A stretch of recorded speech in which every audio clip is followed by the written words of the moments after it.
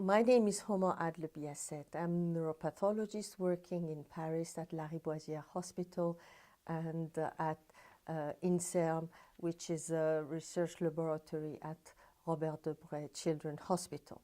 I'm involved in the develage project to study the development of the human brain compared to aging and Alzheimer's disease.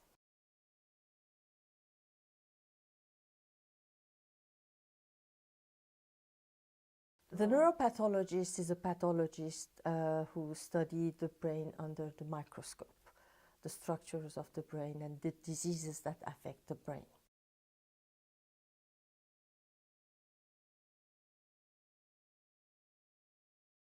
As long as we can define a disease under the microscope, because you need also functional studies to evaluate the brain.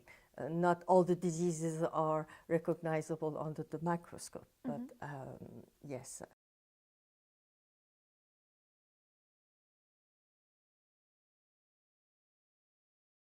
The lesions, the abnormal deposits of protein, the disappearance and cellular loss, damage of cellular process, necrosis, hemorrhage. So we can see lots of lesions under the microscope. But to evaluate the function of a brain, we need in vivo study and functional studies. Okay.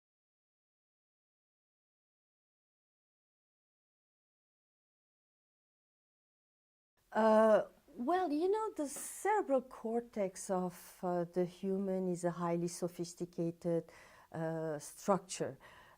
We have a gyroencephalic brain, which means that our cerebral cortex is highly folded and circumvoluted. I can show it to you using these napkins. So if this is a cerebral cortex, in human it's highly folded and circumvoluted compared to other species such as the rat brain, having a lysencephalic brain which is smooth surfaced and non-convoluted. So the neurogenesis in human brain starts around the 6 gestational weeks and lasts until mid-gestation. To produce hundreds of neuronal subtypes that should connect to multiple functionally distinct areas of the brain.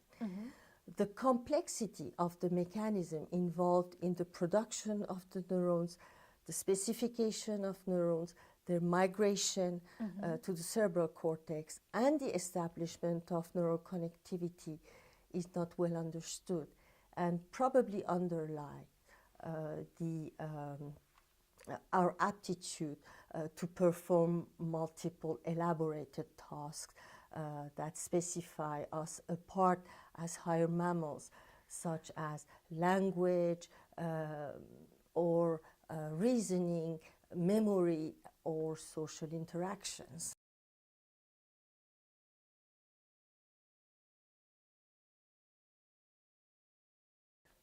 Well, we can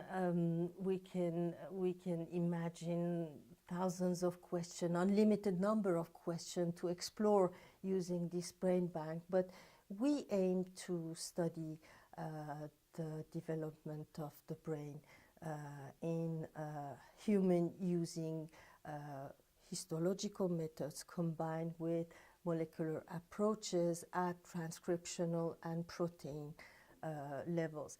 This knowledge is necessary to study divergent mechanisms during development and healthy or pathological aging to design neuroprotective strategies.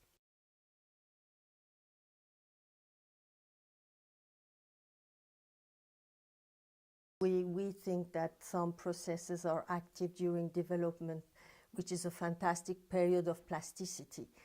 And some of these mechanisms disappear during adult stage because you don't need to produce neurons or unlimited numbers of neurons or establish connectivity.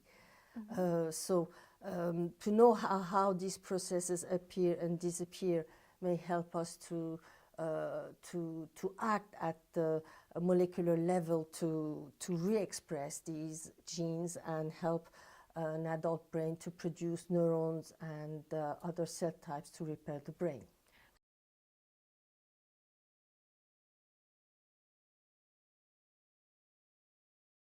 You don't produce neurons after the birth in the brain.